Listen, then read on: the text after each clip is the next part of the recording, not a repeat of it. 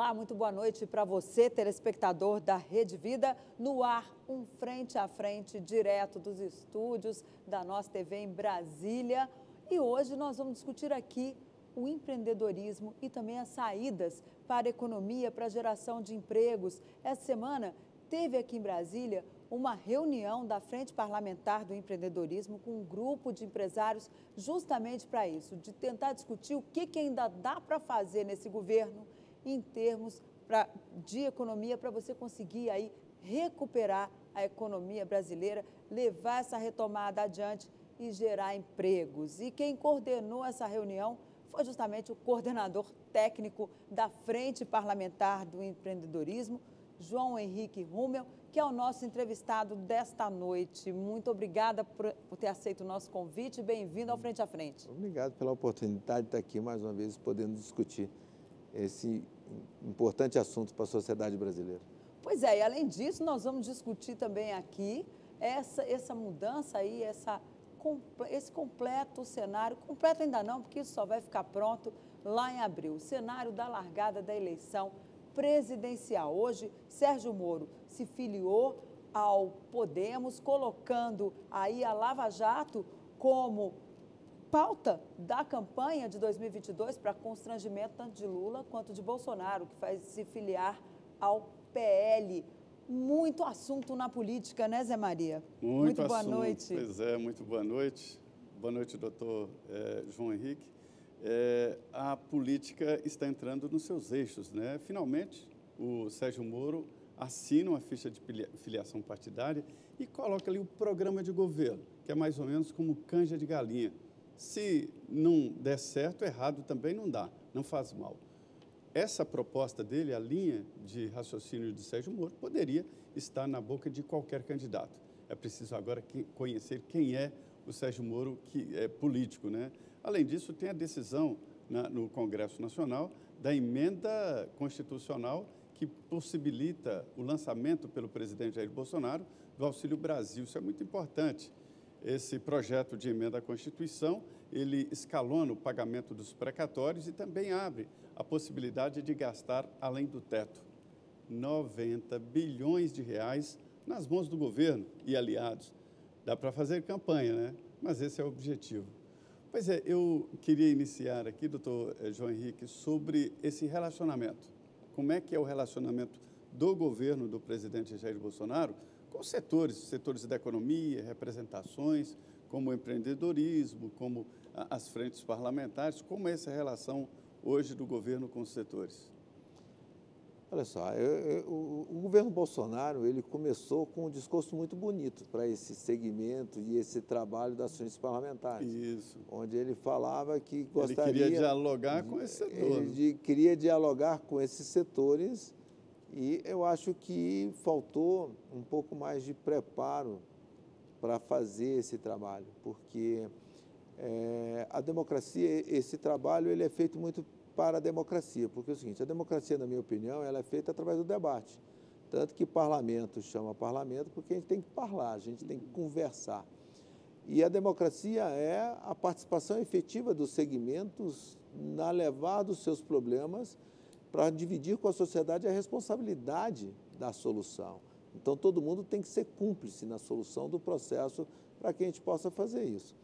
Eu acho que dentro do governo teve uma dificuldade e tem uma dificuldade ainda muito grande dessa condição de diálogo e de formação de uma política de solução, de entender a conjuntura como um pouco. Eu acho que o Bolsonaro teve um discurso muito interessante, mas não teve muita essa aproximação direta com isso. Falta o quê? Falta diálogo com o parlamento? Falta diálogo com os empresários? Eu acho que falta diálogo. Eu acho que os temas e as concepções foram interessantes, mas eu acho que a execução foi muito ruim. Vou colocar o seguinte, se a gente for colocar aqui, é muito interessante. Eu vou dar um exemplo. O governo Bolsonaro, quando apresentou a PEC emergencial, ele apresentou 3 PECs. Tá certo? Da reforma tributária, tudo isso. O que ele fez? Ele foi lá... fundos de pensão...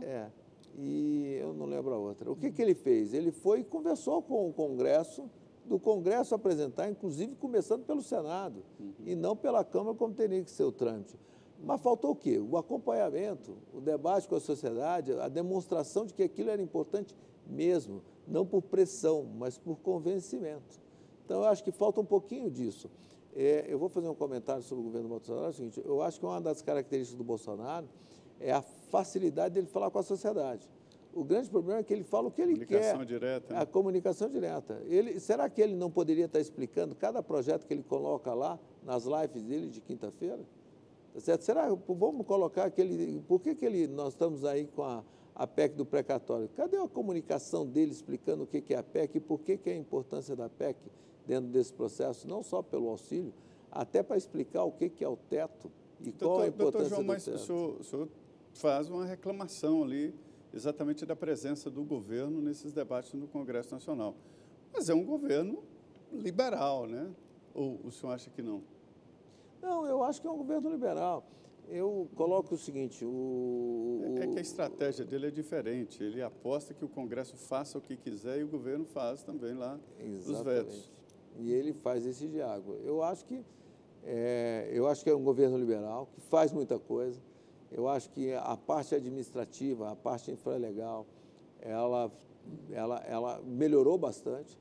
Os projetos que eles fizeram da liberdade econômica, a medida provisória do ambiente de negócio, tudo isso cria muita coisa, muita facilidade, melhorou muito o ambiente para se empreender, para você fazer.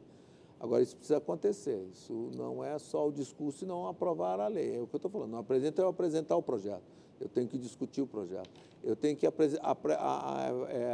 fazer aprovar uma medida provisória, fazer uma lei nova, mas eu preciso implementar essa lei, que ela se torne viável e que traga os resultados possíveis para a sociedade. Com a PEC dos precatórios, o governo corrigiu essa falta de diálogo, uma vez que houve ali bastante debate no Congresso, tivemos também os ministros lá presentes o tempo todo, debatendo a proposta de emenda constitucional. O senhor acha que houve aí uma correção de rumo, pelo menos nesse assunto, ou foi ali no desespero mesmo? Eu acredito que nos últimos tempos o governo está procurando mais os partidos, a base, para esclarecer e buscar o apoio. Eu acho que é uma necessidade, porque então ele vem fazendo esse processo. Então, até a iniciativa da Frente Parlamentar do Empreendedorismo, como as outras frentes, o governo está se aproximando, os parlamentares estão se aproximando, até para melhorar essa qualidade do debate, do investimento e da consequência desses atos que tem junto à atividade empresarial, à atividade do empreendedor. Eu acredito que tem melhorando. O governo, ele incentiva o empreendedor? Você acha que a postura do governo determina isso? Eu acho que determina, porque é o seguinte, hoje a grande discussão que a gente tem, e aí uma posição pessoal minha, é que a gente precisa começar a estudar o Estado dentro do seu empreendimento, dentro da sua vida. Então é o seguinte, hoje eu preciso de muito carimbo e muita dificuldade. Ainda? Ainda precisa. Então, para você ter uma ideia, eu vou te dar um exemplo da minha área lá, que é a agropecuária, que é a área que eu... É o seguinte, eu para construir um frigorífico, eu para construir um estabelecimento agropecuário, eu preciso de uma autorização do Ministério. Se eu quero colocar uma tecnologia nova, o cara que está lá tem que me autorizar.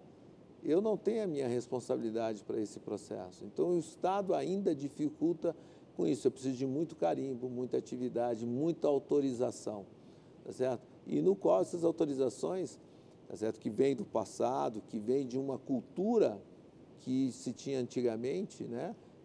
Porque a gente tem que analisar que a grande parte das nossas leis, elas vêm de regime de exceção, ou da era vaga ou da era militar, e que tinha esse conceito, e que a gente não conseguiu renovar esses marcos como um todo. Então, o Estado ainda dá muito carimbo. A gente precisa, hoje, a discussão, inclusive da Frente Parlamentar do Empreendedorismo, hoje, é discutir esse processo, tá certo? Qual o tamanho do Estado e qual a cumplicidade do cidadão contribuinte na atividade empresarial. Tá certo? Então, essas coisas que a gente precisa discutir hoje, e eu acho que esse governo já fez muito. Por exemplo, no setor agropecuário, ele fez um projeto de lei extremamente estruturante na minha visão, que é um projeto do autocontrole, tá certo? É onde eu dou a responsabilidade pelo risco não em compartilhamento com o Estado, mas para quem vai fazer. E o Estado, ele, ao invés de estar fiscalizando dentro da empresa, ele vai fiscalizar a qualidade do produto e a segurança do produto para o consumidor. Isso cria mais racionalidade. O mundo inteiro tem, né? Precisa. Exatamente. Agora, só que no Brasil não. Eu fiscalizo tanto a autorização para botar um empreendimento, como eu fiscalizo a atividade dentro do empreendimento. E depois o produto. E depois o produto. E outra coisa, eu crio regras de como que tem que ser produzido o processo. O que acontece com isso? Tá certo? Me custa custo ao cidadão, aumenta a quantidade de imposto dentro do processo e me cria uma grande dificuldade em empreender. Por falar em imposto, tem aí, vai entrar agora a discussão, passada a PEC dos precatórios na Câmara, vai entrar em discussão lá a desoneração da folha de pagamentos, que é um tema que essa desoneração ela vence em dezembro, né, se não me falha a memória. E há um processo lá na Câmara, uma pressão muito grande, até dos próprios parlamentares, um grupo de parlamentares trabalha para que essa desoneração seja mantida. Nesse encontro lá com os empresários, essa semana, a qual o senhor coordenou, eles disseram com todas as letras, inclusive Ricardo Patá, que é presidente da União Geral dos Trabalhadores, estava lá e disse que se essa desoneração não for mantida, corre o risco de termos aí mais 1,5 milhão de desempregados para somar aos 14 milhões que já existem hoje.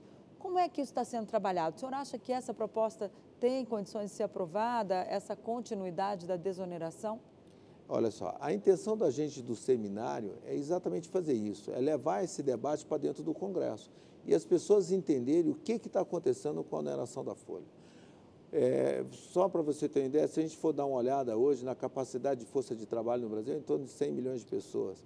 Desses, 42 milhões são de carteiras assinadas, 12 milhões são de meias, 3 milhões, quase 4 milhões de pessoas são empreendedores, 14 milhões de desempregados e 28 milhões de pessoas no mercado informal. Todas essas pessoas vão morrer na Previdência e cada um contribui de forma diferenciada dentro do processo, onde o custo, isso é dado ao empresário e não à sociedade. Tá certo? Então, hoje, só para você, 30% de uma folha, de um salário, tá certo? De quem tem carteira assinada, vai para a Previdência. Isso é um custo.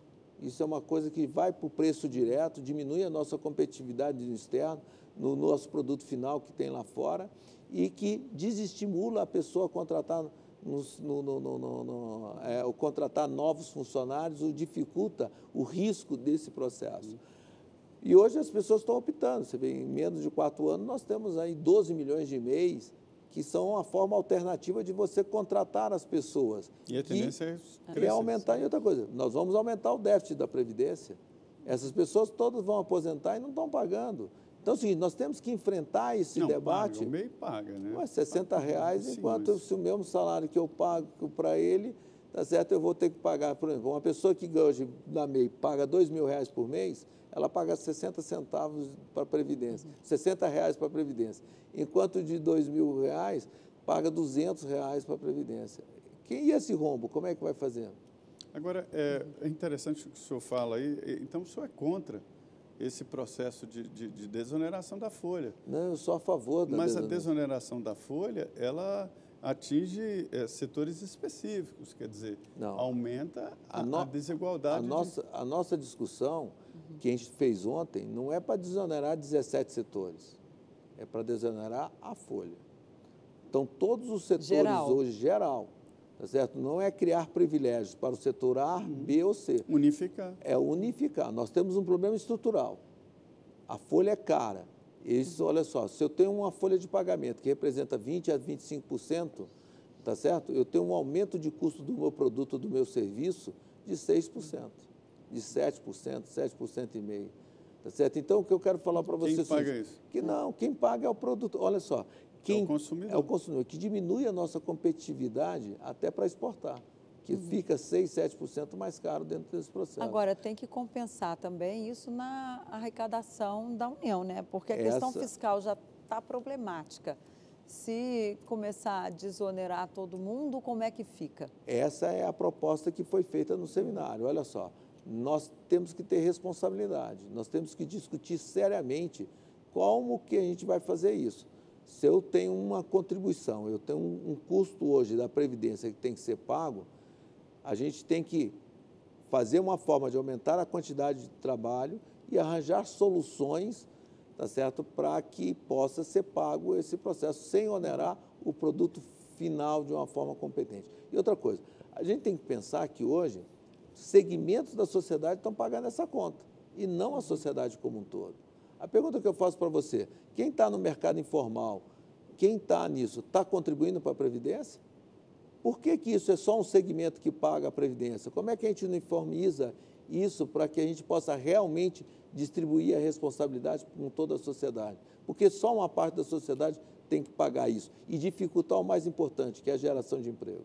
Agora, como é que mas a gente viu lá no... É muito grande aqui de contribuição e de até contribuição para a Previdência, até de imposto, muita confusão. Por falar em contribuição, lá no seminário se falou muito na questão, nos bastidores, eu ouvi vários empresários me disseram o seguinte, olha, nós precisamos da contribuição sobre transações eletrônicas. Eles ainda diziam assim, por favor, não venha dizer que é a volta da CPMF, o imposto do cheque, porque senão já vai começar a dar problema. O senhor acha que essa é a solução? Olha só, o que eu acredito nesse processo é o seguinte, vem se discutindo várias teses, tá certo? Olha só, o PIS e COFINS é um dinheiro que vai para a Previdência, tá certo? Pode aumentar ele, cai na conta do empresário, também Por sinal, cai. agora querem mudar, né? Dentro da reforma tributária, o PIS e COFINS... Tá, então é o seguinte, então é o seguinte, formas criativas de fazer esse processo tenho que discutir. Se você perguntar se uma contribuição sobre a transação financeira, ela pode ser uma solução, eu acho que pode. Se ela pode vir, como está no projeto de lei de substituição do imposto de importação, como está para esses 17 setores, também pode ser uma solução. O que é importante não é uma solução rígida e pronta, é essa. O que o setor está querendo é que todo mundo sente na mesa, tanto os segmentos da sociedade, as pessoas que entendam de orçamento, as pessoas que possam fazer conta direta de qual vai ser o impacto desse processo para criar uma solução. Até a questão da própria contribuição sobre transação financeira tem discordância dentro desse processo. Por exemplo, uma conta que tem que se fazer é o seguinte, antigamente, somente o pessoal da folha de quem era de salário não pagava, quem fazia aplicação financeira não pagava. Hoje tem uma conta que ia ser feita que, se todo mundo pagar, a contribuição é muito pequena e o impacto sobre o produto final também é muito pequeno. Pois é, verdades e detalhes aqui de como é o pagamento de impostos e para onde vai esse dinheiro. O dinheiro vai para um lugar, é você que paga, né? Nós estamos aqui no Frente a Frente, diretamente dos estúdios da Rede Vida, aqui em Brasília, com o Dr. João Henrique Hummel. Ele é especialista aqui em relações com o governo e assessora a frente do empreendedorismo. É uma frente formada exatamente para definir limites e normas. Normas é muito importante para o setor. Nós vamos agora no intervalo, 2 minutos, e estaremos de volta aqui.